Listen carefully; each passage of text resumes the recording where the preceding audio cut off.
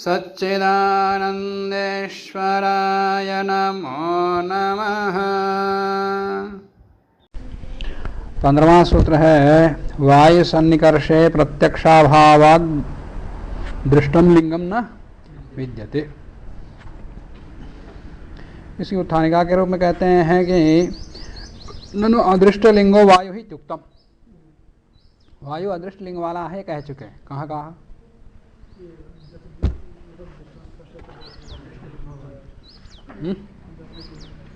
10वें सूत्र में न च दृष्टानां स्पर्शः इति अदृष्टलिंगो वायु, ये कहा था। उसी विषय को यहाँ कहते हैं तथा च कथम एतत्, वैसा कैसे? अदृष्टलिंग वाला क्यों है ये? अदृष्टलिंग का अर्थ क्या है?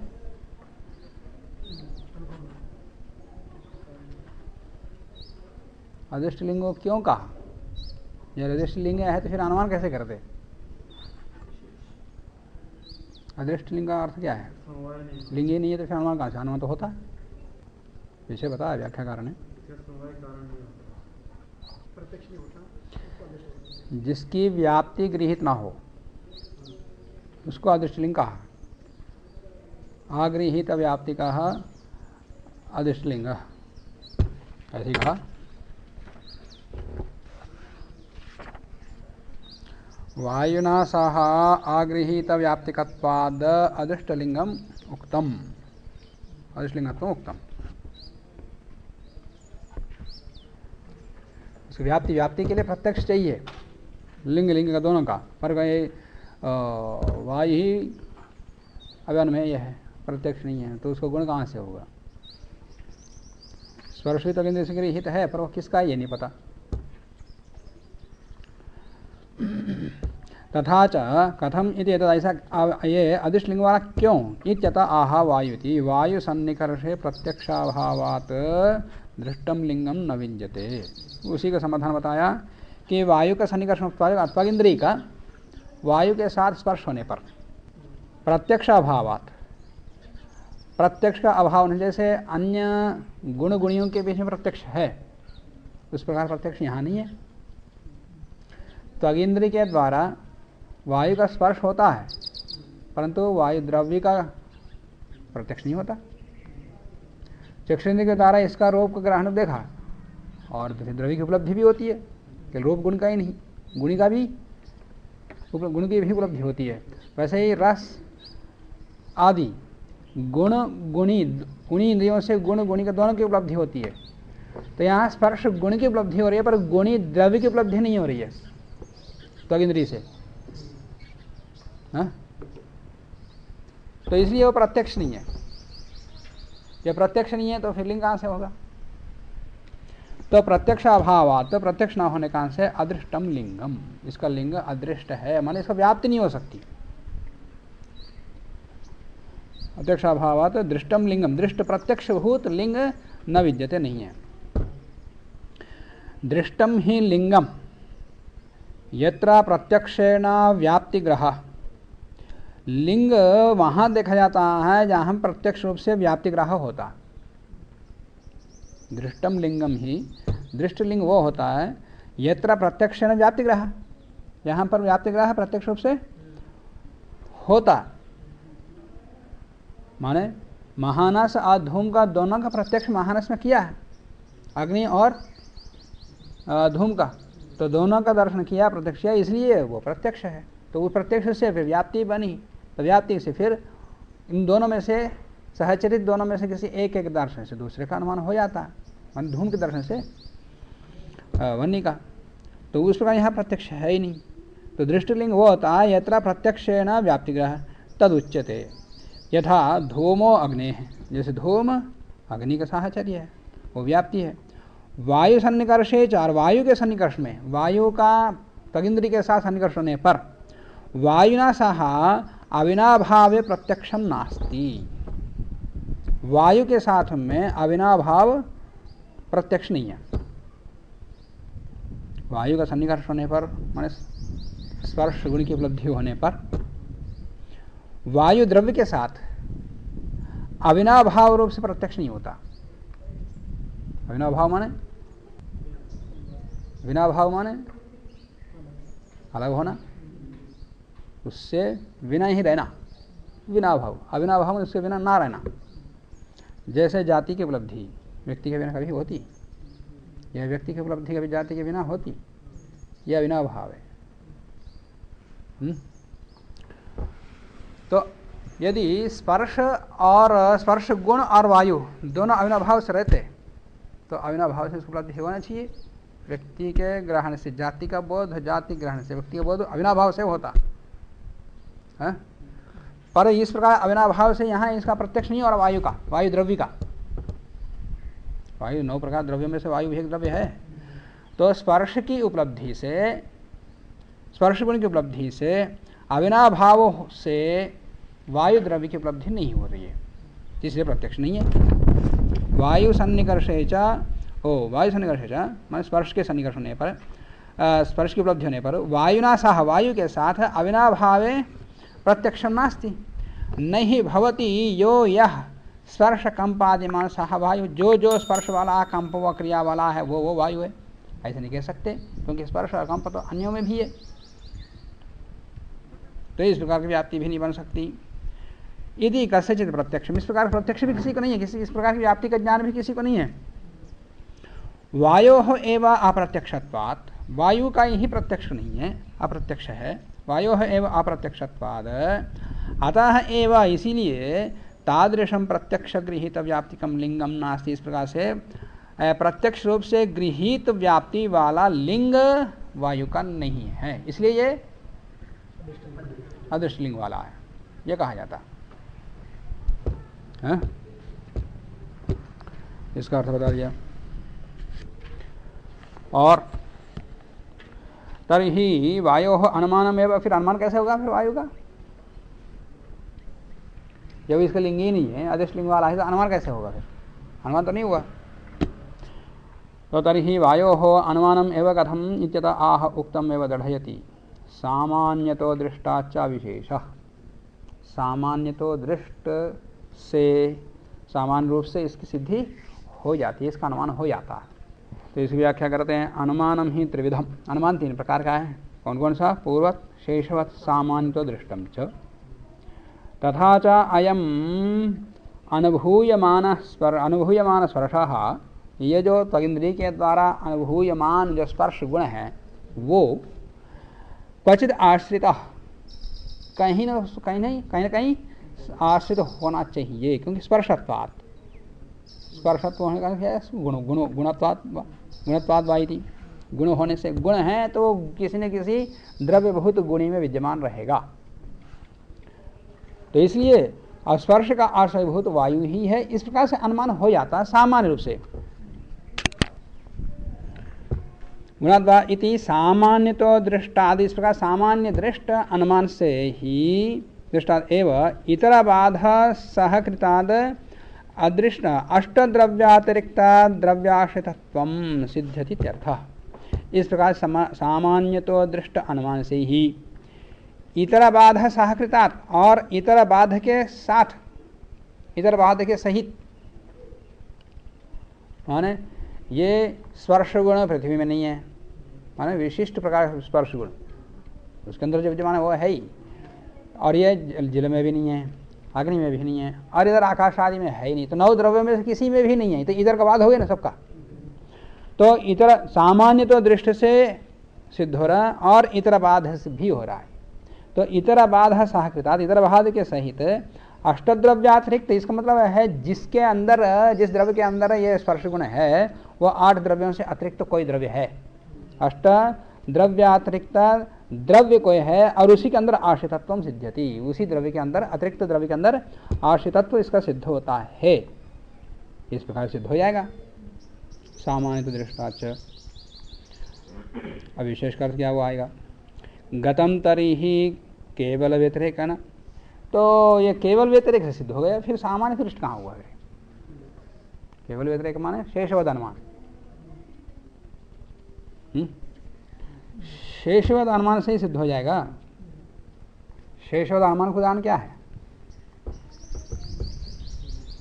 भाष्य में क्या आया था?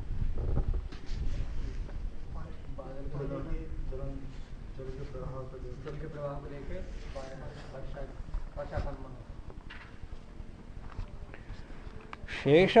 शेषवद नाम परिशेष याद रखने वहां आया 115 सूत्र पर वही अथ तत्पूरकम त्रिविधम अनुमानम पूर्वत शेषवत सामान्य दृष्टम च शेषवन नाम परिशेष परिशेष का लक्षण वहां बता रहे हैं। परिशेष क्या होता है? सचा प्रसक्त प्रतिषेधे अन्यत्र अप्रसंगात शिष्यमाने संप्रत्यय प्रसक्त प्रतिषेधे माने जहाँ 8 द्रव्य प्रसक्त हुए उनका प्रतिषेध कर दिया। सच प्रसक्त प्रतिषेधे अन्यत्र और अन्यत्र कहीं प्रसंग नहीं हो रहा, प्रसक्तों का प्रतिषेध कर दिया, अन्यत्र कहीं संभावना नहीं है, तो अन्यत्र अप्रसंगात शिष्य माने बचा हुआ जो है बस वही उसी का ज्ञान होता है। शिष्य माने संप्रत्यय यथा सद अनित्यम, जो सत है वो सद अनित्यम, जो सत है जिसकी सत्ता है वो अनित्य है। इत्येवमादिना द्रव्य गुण कर्मणाम अविशेषेण सामान्य विशेष समवायेभ्यः विभक्तस्य शब्दस्य, यहाँ भी ऐसे सामान्य विशेष समवाय और द्रव्य गुण कर्म सबका उल्लेख किया। देखिए 16 पदार्थ भिन्न प्रकार से मानते हैं, परंतु वैशेषिक प्रतिपादित 6 द्रव्यों का महान उल्लेख भी है यहाँ पर। द्रव्य गुण कर्मणाम अविशेषेण सामान्य विशेष समवायेभ्यः विभक्तस्य शब्दस्य, माने शब्द जो है सामान्य विशेषणीय समवायनीय इस प्रकार से विभक्त हो गया है। सामान्य विशेष समवायेभ्यः विभक्तस्य शब्दस्य तस्मिन् द्रव्य गुण कर्म संशये न द्रव्यम, तो द्रव्य होगा गुण होगा या तो शब्द होगा, वो द्रव्य होगा गुण होगा या तो कर्म होगा। तो द्रव्य का निषेध कर लिया जाता है। कैसे? शब्द द्रव्य नहीं है। क्यों? शब्द द्रव्य माने तो शब्द द्रव्य नहीं है, एक द्रव्यत्वात् वह हेतु दिया न द्रव्यम। क्यों? एक द्रव्यत्वात्। वैशेषिक में आया कि न द्रव्यम कार्यम कारणम च वधति।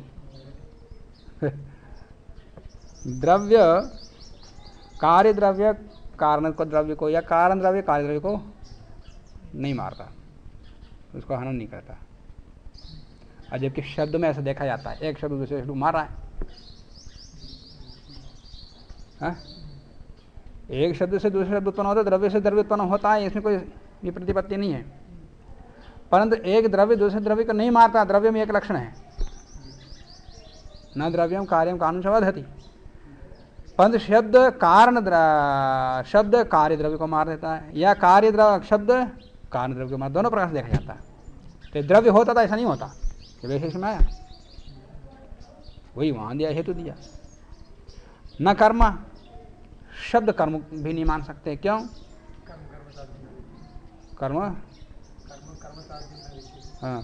साध्य न, कर्म किसी कर्म का कारण नहीं बनता, जबकि शब्द का कारण बन रहा। यदि कर्म होता तो कारण नहीं बनता, शब्द का कारण नहीं बनता। तो शब्दांतर हेतुत्वात्, इसे हेतु वही हेतु वहां दिया। शब्दांतर का हेतु होने से ये कर्म भी नहीं है, फिर बचा कौन? ये गुण है शेषवत्वात्। प्रसक्तों का प्रतिषेध कर दिया, अन्यत्र संभावना नहीं उसकी, समवाय आदियों में अन्यत्र संभावना नहीं है। और जो प्रसक्त हुई है द्रव्य गुण कर्म, उनमें से द्रव्य और कर्म का निषेध कर दिया। शब्द द्रव्य भी नहीं है, कर्म भी नहीं है, फिर बचा कौन? वही शेष है। यस्तु शिष्यते सो अयम शब्द से गुणत्व प्रतिपत्ति ही है। तो ये सामान्य दृष्टि में शेषवद अनुमान में क्या अंतर है? यहाँ सामान्य दृष्टम के लिए भी वही है। सामान्य दृष्टम नाम यत्र अप्रत्यक्षे लिंगलिंगिनोः संबंधे केनचित् अर्थेन लिंगस्य सामान्याद् अप्रत्यक्षो लिंगी गम्यते यथा इच्छादिभिरात्मा। इच्छादि गुणों के द्वारा 9 द्रव्यों में से आत्मा छोड़कर के किसी में भी संभव नहीं है, फिर बचा हुआ कौन है? आत्मा। तो उसमें इसमें अंतर क्या है? कोई अंतर नहीं है। अंतर है, अभी तो पूर्व पक्ष कोई अंतर नहीं है। इसलिए गतम तर्हि केवल व्यतिरेकेण, ये कह रहा है केवल व्यतिरेक से शेषवद अनुमान से सिद्ध हो जाए। जो सामान्य दृष्टम से आप वायु की सिद्धि कर रहे हैं उसकी तो केवल व्यतिरेक से सिद्ध हो जाएगा, ऐसा कहते हैं इति चेत् न, ये आपका कहना ठीक नहीं है। क्यों? दोनों भेद है, एक नहीं है दोनों। इतरा बाधानंतरम यत्र सामान्यतो दृष्टम प्रवर्तते तत्र अष्टद्रव्या अनाश्रितत्वं पक्ष विशेषणं सिद्धम आदाय अष्टद्रव्या अनाश्रितोऽयं स्पर्शः क्वचित् आश्रितः इति प्रतिज्ञातार्थो अष्टद्रव्यातिरिक्तद्रव्याश्रितत्वम् अनादाय न पर्यवस्यति इति प्रतीति अर्थ अपर्यवसन्नतया अन्वयिनः एव तसिद्धि, अन्वय से ही सिद्ध है, केवल अन्वय, केवल व्यतिरेक से नहीं, अन्वय से सिद्ध है, ये कह दिया। इतरा बाधानंतरम, सामान्य दृष्ट की प्रवृत्ति दो प्रकार से होती है, इतर का बाध करने के बाद या इतर के बाध करने से पहले। जैसे शब्द द्रव्य नहीं है, कर्म नहीं है, इतर का बाध करने के बाद फिर सामान्य दृष्टि लगा दिया है, तो उसको शेषवद कहते हैं। जहां पर इतर बाध किए बिना सामान्य दृष्टि कहते हैं, वो सामान्य दृष्टि है। इधर बाध है किए करने के बाद जब करते हैं तो फिर वो शेषवद में जाता, इस प्रकार का अनुमान। परंतु इधर का बाध किए बिना तो विशेष, इतर का बाध किया तो उसमें विशेष हो गया, सामान्य कहाँ फिर। इतर का बाध किए बिना ही स्पर्श एक गुण है तो उसको कोई गुणी होना चाहिए, इतने से सिद्ध हो गया ना गुणी का। इतर का बाध नहीं किया, इतर का बाध किए बिना इतने से ही एक गुण है तो गुणी होगा, कोई द्रव्य होगा, तो ये सामान्य दृष्टि हो जाएगा।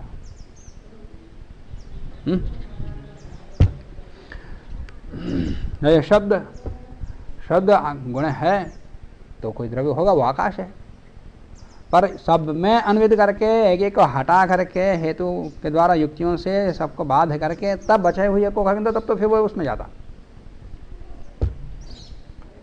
ऐसे ही इच्छा आदि ये भी गुण है तो गुणी आत्मा है, पर इधर बाध पूरा करेंगे तो फिर वो उसमें जाता। तो वही कह रहे हैं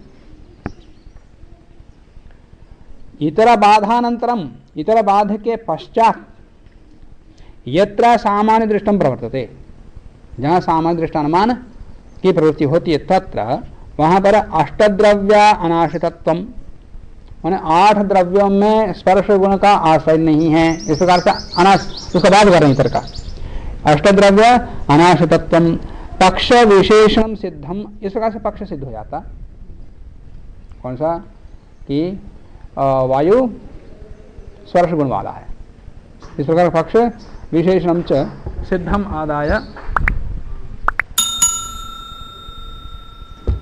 अष्टद्रव्य अनाश्रितोऽयं स्पर्शः, ये स्पर्श गुण कैसा है? 8 द्रव्यों में कहीं आश्रित नहीं है, इनमें नहीं तो फिर कहीं ना कहीं होगा, क्वचित आश्रित, कहीं ना कहीं ये आश्रित रहेगा। इति प्रतिज्ञा अर्थ, ये प्रतिज्ञा का अर्थ हो गया है। तो अष्टद्रव्यातिरिक्त द्रव्याश्रितत्वम अनादाय, तो अष्टद्रव्यों का बाध करके किसी आश्रय का ज्ञान किया। अब क्या करें? अष्टद्रव्यातिरिक्त द्रव्याश्रितत्वम अनादाय, उनका ग्रहण न करके, किनका?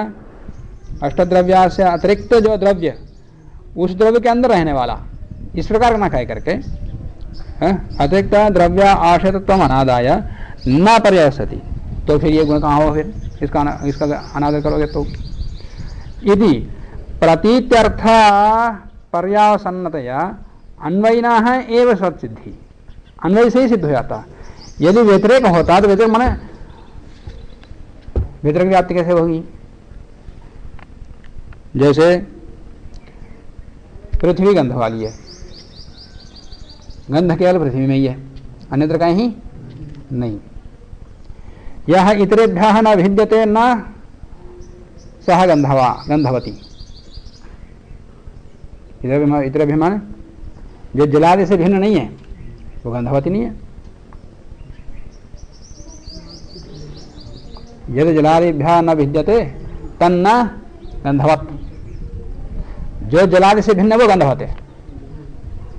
पृथ्वी जल तेज आदि हैं 9 द्रव्य, जलादि से 8 द्रव्य आ जाएंगे। जो 8 से जलादि 8 द्रव्यों से भिन्न है वो गंध वाला है। पृथ्वी गंध वाला सीधा कह दो, या ये भी कह सकते हैं जलादि से जो भिन्न है वो गंध वाला है, और जो जलादि से भिन्न नहीं है वो गंध वाला नहीं है। ये व्यतिरेक व्याप्ति। तो यहां पर कैसे कहेंगे, यह इतरेभ्यः न भिद्यते, मतलब पृथ्वी आदिभ्यः न भिद्यते, जो पृथ्वी आदि से भिन्न नहीं है न सह स्पर्शवान, वो स्पर्श वाला नहीं है। इस प्रकार का यहाँ अनुमान करने की आवश्यकता नहीं है। यहाँ तो अन्वय से ही, अन्वय व्याप्ति से ही सिद्ध हो जाएगा। अन्वय नहीं है, अन्वय न एवं तत्सिद्धि। यत्र तो पूर्वमेव बाधावतारात, जहां पर बाध के अवतार से पहले, माने बाध करने से पहले, इतर बाध करने से पहले, इतर बाधावतारात पूर्वमेव, दूसरे 8 द्रव्यों के बाध करने से पहले ही सामान्य दृष्टम, जहां सामान्य दृष्ट लगता है, तत्र प्रतीत्यर्थ पर्यवसानात्, बस वहां से ही निर्णय हो जाता कि गुण है तो गुणी होगा कोई।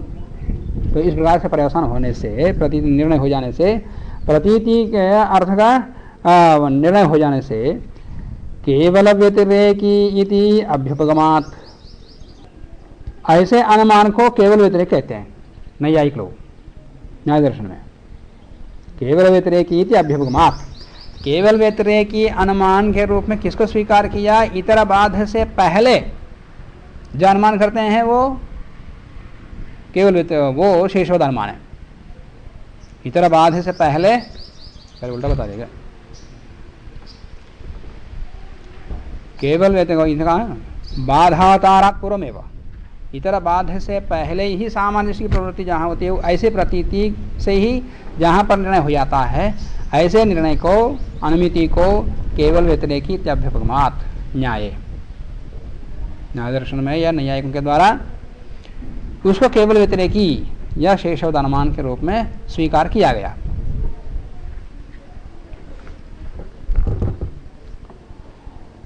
प्रकारार्थम केवल व्यतिरेकी इति तु तुच्छमेव।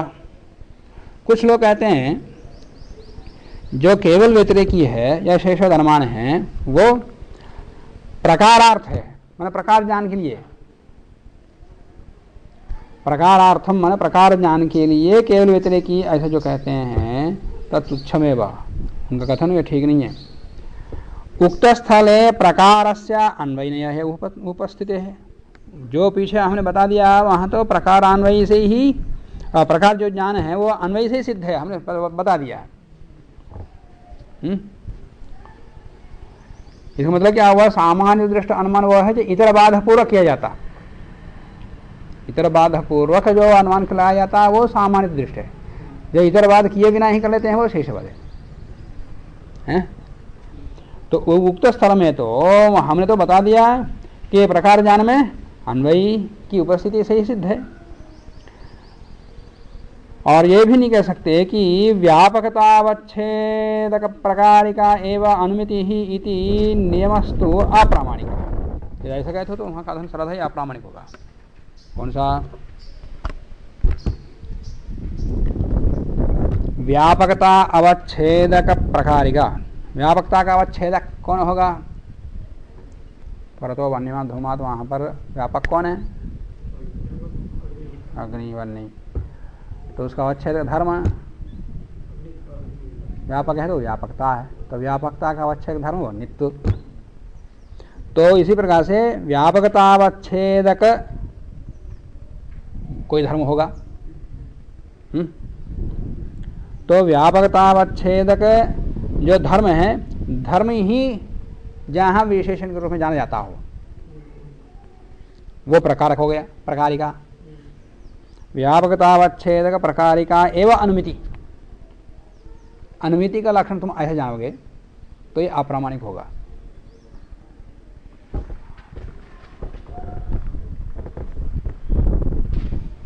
तो तो अनुमिति क्या है? तो व्यापकतावच्छेदक प्रकारिका अनुमिति भवति, ऐसा तुम कैसा समझते हो? वो ठीक नहीं है।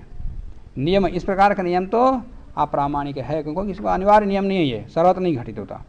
क्योंकि सामग्री विशेष साचिव्यात प्रकारांतर भानस्यापि संभवात। सामग्री विशेष मतलब इतर बाध रूप जो सामग्री विशेष, यहाँ सामग्री विशेष तात्पर्य इतर बाध रूप जो सामग्री विशेष है? इतर बाध रूप जो सामग्री विशेष है उसके साचिव्यात सहयोग से, इतर बाध रूप सामग्री विशेष के सहयोग से प्रकारांतर का भान हो जाता है। इसलिए ये कोई नियम नहीं है कि व्यापकतावच्छेदक प्रकारिका एवं अनुमिति होती थी।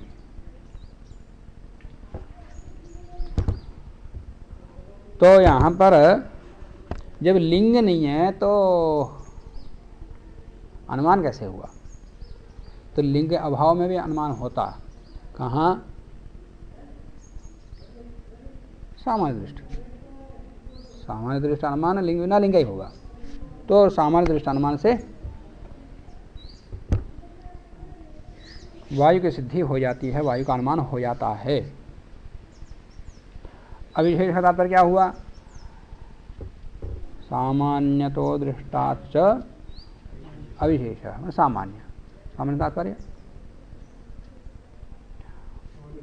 ये स्पर्श है तो स्पर्शी कोई होगा, इस प्रकार हमें रखिए। ये गुण है, क्योंकि ये स्पर्श है तो स्पर्शी होगा, तो फिर उसको विशेष अनुमान का लिंग चाहिए, व्याप्ति जान चाहिए। पर ये गुण है, गुण गुणी में रहता है, हम पृथ्वी आदि में देख चुके हैं, वो सिद्ध है। तो सिद्ध को लेकर के गुण गुणी में रहता है, ये भी एक गुण है, तो इसको कोई गुणी होगा। तो इस प्रकार सामान्य से गुण गुणी में रहता है, ये अन्यत्र भी देखा, ये सब में देखा जा रहा पृथ्वी आदियों में। तो इसलिए ये इस प्रकार का अनुमान सामान्य हो जाता, अविशेष हो जाता। तो स्पर्श गुण से गुणी द्रव्य वायु, माने कोई द्रव्य है, ये तो सिद्ध हो गया, कोई ना कोई वो वायु ही है, ये कैसे सिद्ध होगा? इतर बाधपूर्वक 8 द्रव्यों का बाधपूर्वक स्पर्श गुण का गुणी कोई द्रव्य है, वो कौन है? वायु। तो जो इसका आश्रित द्रव्य है वो उसको वायु कहते हैं, ये कैसे जान लिया आपने?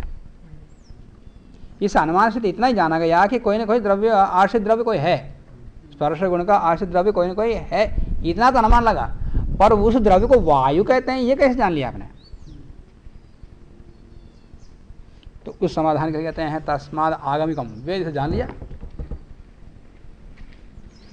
वेद का प्रसंग आ गया प्रसंगतः। न च अविशेषः इति वायुः अयम् इति आकारानुमिति न भवति। अविशेष रूप, सामान्य रूप से एक गुण का कोई गुण है तो गुणी होगा, ऐसा अनुमान हुआ है। ये वायु है, माने वो गुणी भूत द्रव्य है, तो ठीक है, सामान्य रूप से जान लिया अविशेष रूप से। परंतु वो वायु ही है, इसका विशेष ज्ञान कहाँ हुआ? तो वायु अयमिति आकारानुमिति न होती, किंतु अष्टद्रव्यातिरिक्त द्रव्याश्रितत्वेन एव प्रकारेण इति विवक्षितम्। माने कोई द्रव्य है सामान्य से हो, प्रकार का विशेष के रूप में बोध नहीं हुआ, विशेषण के रूप में हुआ, मतलब प्रकार ज्ञान है वो, न कि विशेष ज्ञान। तो किंतु अष्टद्रव्यातिरिक्त द्रव्याश्रितत्वेन एव प्रकारेण इति विवक्षितम् यदि तदा तस्य द्रव्यस्य वायु संज्ञायाम किं मानम्? वो द्रव्य तो सिद्ध हो गया सामान्य रूप से, पर वो उस द्रव्य को वायु कहते हैं, उसके अंदर उसकी संज्ञा वायु है, ये कैसे जान ली? इसमें क्या प्रमाण है?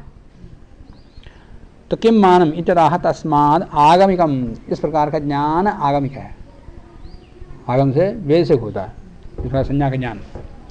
यस्मात् विशेषाकारेण न अनुमिति, जिसके कारण से विशेष आकार में विशेष रूप से अनुमिति नहीं होती, तस्मात् वायु इति नाम, वायु इस प्रकार का नाम आगमिक है, आगम से होता है, अनुमान से नहीं होता। नाम माने गुण का द्रव्य कोई है इतना तो अनुमान से हुआ, वो वायु है उसको वायु कहते हैं, ये आगम से होगा, वेद से होगा, तो शब्द प्रमाण से।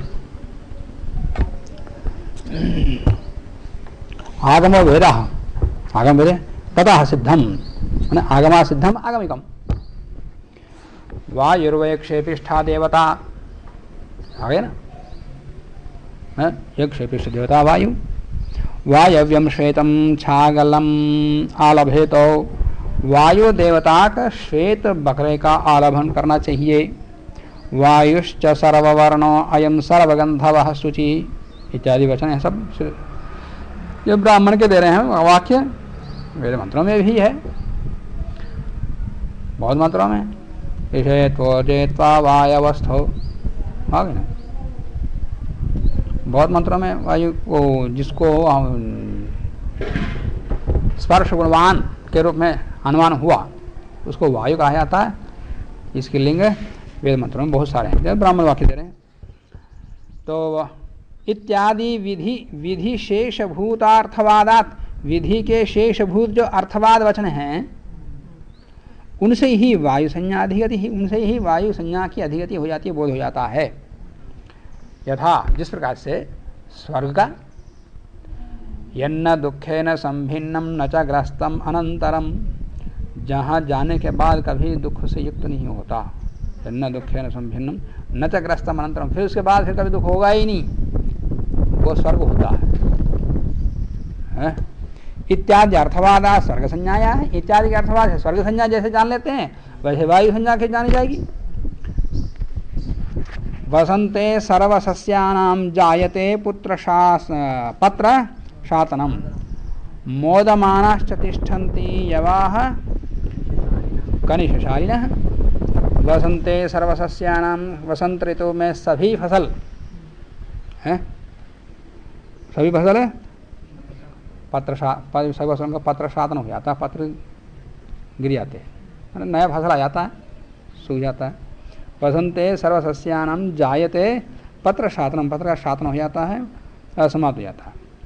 परंतु ऐसे समय में मोदमानाश्च तिष्ठन्ति यवाः कनिशशालिनः, जो यव हैं वो तो बड़ा प्रसन्न चित्त कर खिले रहते हैं, तो वो करते नहीं, वो वसंत ऋतु में वो नहीं करते, तो वो खिले रहते। तो इस वचन से यव संज्ञा का बोध हो रहा है। इत्यादि अर्थवादा, अर्थ इत्यादि अर्थवादाद यव संज्ञाया, यव संज्ञा का बोध हुआ।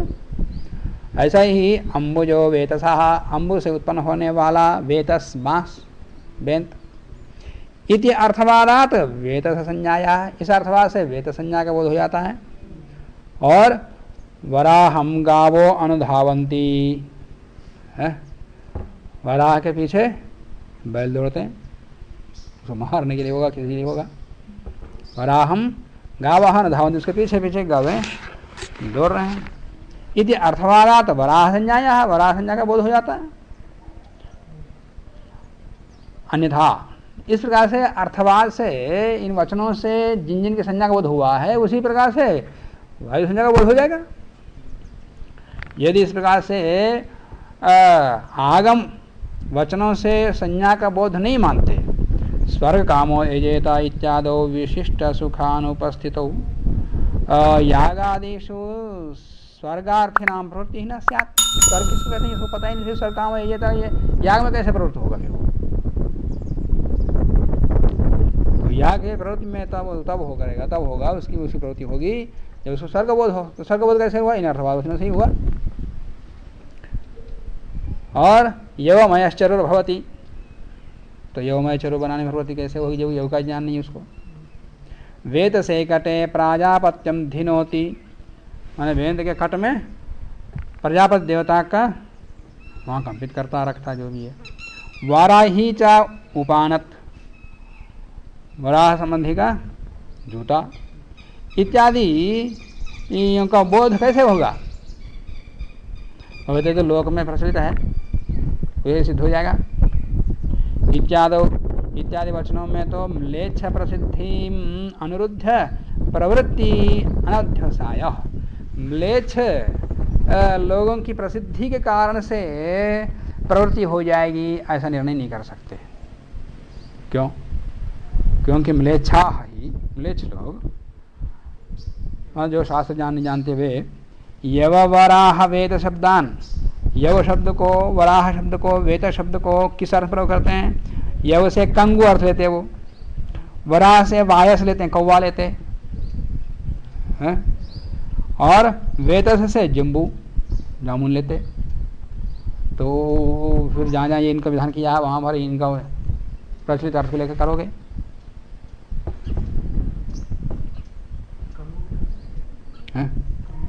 कंगु कोई धान्य है।